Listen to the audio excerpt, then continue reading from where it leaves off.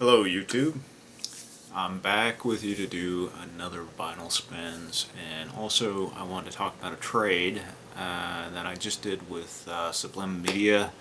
Jonas, if you guys don't know him, Jonas has been doing videos for a number of years now, and he was actually one of the first people that I happened to catch outside of North America making videos, and so to me that was really an eye-opening experience to see how the vinyl community could expand beyond North America, which I thought was awesome. And I've always enjoyed Jonas's videos, and I've been commenting for a number of years, and he just happened to catch my channel, which I was very happy he caught because I'd been watching him for the longest time, and asked if I wanted to do a trade, and I said absolutely.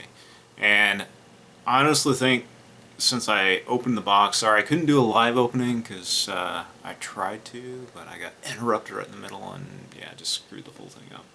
But anyway, he sent me a nice little card telling me what was on the Bob Dylan Christmas album. He sent me a nice little card telling me what he sent, and it was really cool. So I honestly think I got the better end of the deal because I knew kind of what I was getting because I kind of floated it by him what I was interested in, and I honestly think I got the better end of the deal. So Jonas, I hope you're satisfied with what I sent you. I hope the package has arrived, but anyways, let me show you what he sent me. So one of the albums he sent me is by Johansson, who in terms of Swedish jazz is one of my favorite artists, and he's actually the first artist that I have been exposed to. I was fortunate enough to make a trip to Sweden in '96 to see my grandparents' ancestral homeland. Went to Uppsala, and one of my relatives just happened to be playing Jan Johansson. I asked him, what's this? And he just happened to give me a two-for CD, which had this one, Jazz from Sweden, and then Jazz from Russia by Jan Johansson, and just fantastic. And I'm going to try and find a sample of some of the music down below and link it. It's just wonderful. I mean, it's on par with anything that was being made in North America at the time. So thank you, Jonas, for this. I really appreciate it. Just to show you the label, it's on Megaphone.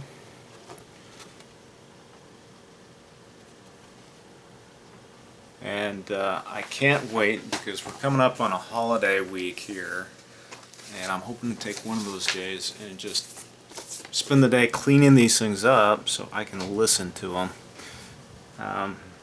One of the other things he sent me was Old Folklore in Sweden Modern by Bengt Arne Wallin, and he said that this is a wonderful mix between jazz and Swedish folk music, so I'm really looking forward to this. Just reading some of the liner notes, it looks like Sahab is also featured on this, so it should make for a wonderful listen. And this one is on the Dukes label. It's in mono. Really cool label. I like the design. So this is another one I can't wait to spin. So hopefully Thursday or Friday I'll be able to clean these guys up and spin them. And maybe I'll do a subsequent video just giving everybody my thoughts and impressions. So here's another one he sent me by Jan Johansson and Sven Asmussen, and this is Jazz from Ungerska. So really looking forward to this. So thank you, Jonas. I really look forward to spinning these, so thank you very much. Now, to get into some of the stuff that I've been playing, this is going to be kind of another mix week, so I've been playing a variety of things, and the first one is Fleetmac wood. Not Fleetwood Mac, Fleetmac wood. So really cool mix of Fleetwood Mac Dreams, and as you can see, for emotional use only. The remix of Dreams is just incredible, and it's done by Psychemagik, who I mentioned in one of my previous videos. You can get their remix of Dreams, which I think is a really good mix. It's kind of it turns it into a dub version, but it's very respectful to the original, which I appreciate. You can get that for free from their Bandcamp site, so I'm going to include a link down below so you can grab Fleetmac with. Next up is actually a compilation by Psychemagik, which I just happened to pick up, called Magic Sunset. And this is a nice gatefold. I think this is put out by Lang Records, which I think they're based in Austria. And what I like about some compilations is when you grab a compilation and you do not know any of the artists, so that always makes it for an interesting listen. And I think these guys are heavy crate diggers, because I did not recognize any of the artists. And it's not dance music, it's not EDM, it is 70s artist, kind of acoustic folk, a little bit of electric fuzz type stuff, depending on some of the tracks.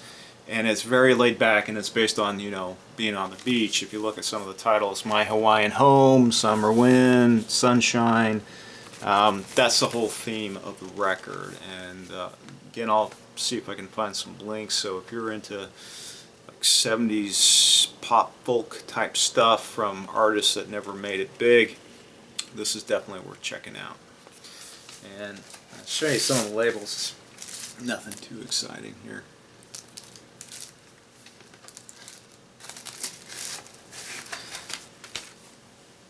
So the last one, well, one of the ones that I was very happy to get, but I was a little bit disappointed in because it was advertised as an original French issue, and it's not, is Jane Birkin and Serge Gainsbourg, Je t'aime, and Beautiful Love. And this is the one that has the very controversial song in it. So, you know, if you're familiar with Serge Gainsbourg and you've seen the film Gainsbourg, and you know about the controversy behind this album, I'll include a link to one of the songs.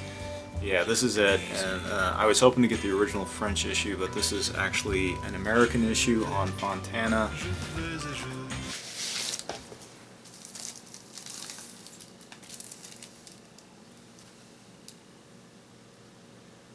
Just to show you the label there. And really, if you curious about the controversy behind this album, check out the link below. I think you understand why when it came out. It was kind of a little bit of a shocker.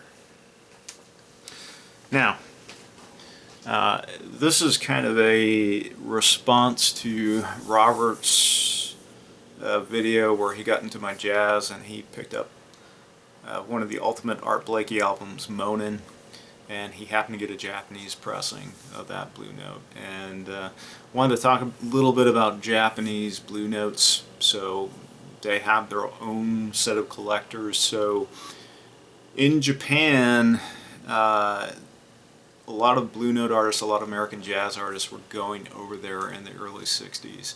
And American pressings of Blue Note records and jazz records were kind of in high demand. And it wasn't until 1968 when King Records elected to do Japanese versions of Blue Notes. And they were doing Japanese Blue Notes all the way up into the 70s, and the King versions are the ones that are really in high demand. And this is Miles Davis Volume 2, which is a King version of the album. Unfortunately, it does not have the obi at all.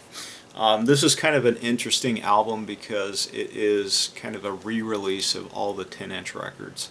So Blue Note itself did not get into issuing 12-inch records until about 1956, I want to say. So everything that was recorded before 1956 was coming out on a 10-inch record, or before that even on a 78.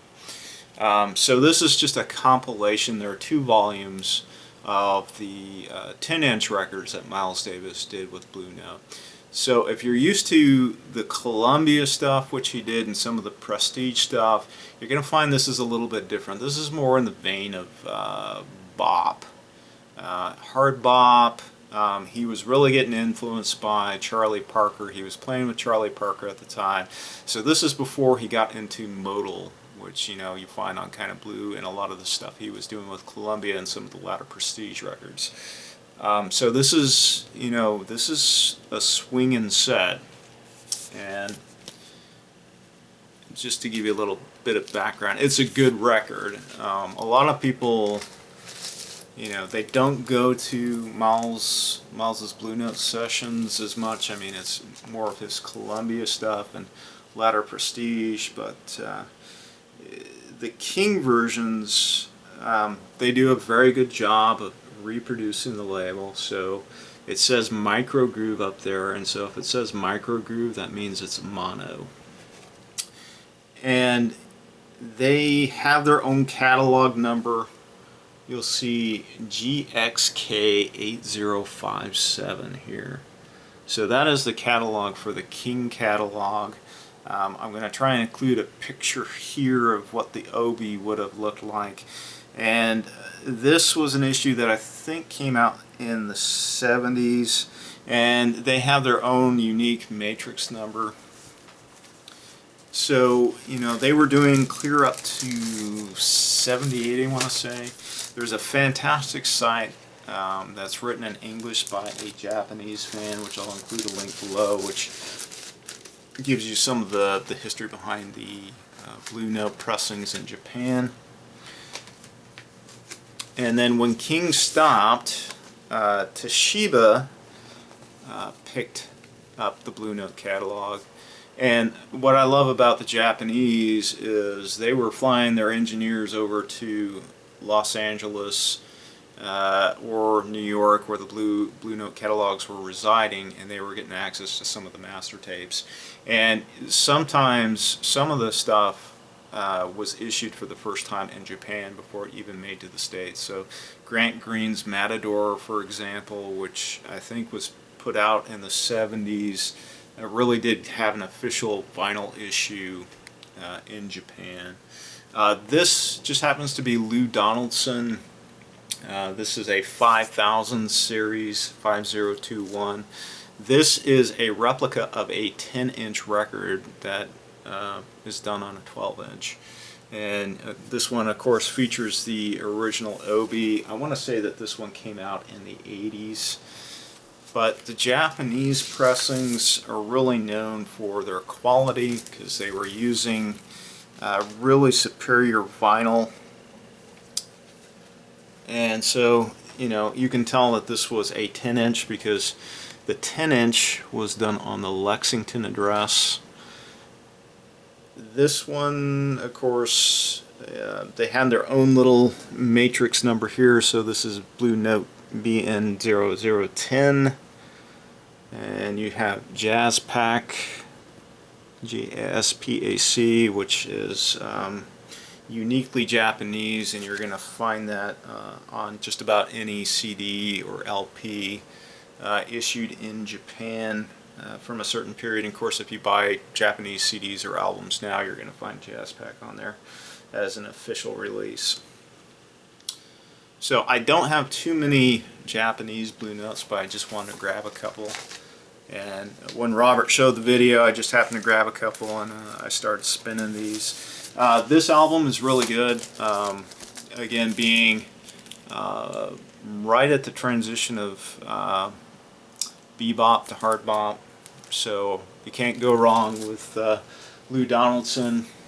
Has a wonderful lineup. So you got Art Blakey, of course, Horace Silver, Percy Heath, and this was probably at the same time when Jazz Messengers did their first lineup. So probably Lou Donaldson grabbed the same players and decided to issue a 10-inch. So this is really good. I'll try and find a couple of tracks to sample down below. So that's what I've been spinning this week. Haven't had a whole lot of time to spin records, but with the holiday weekend coming up, I'm hoping I'll find a little more time to do some more stuff. And thank you for watching. For my friends in Canada, happy Canadian Day, and see you next week, guys.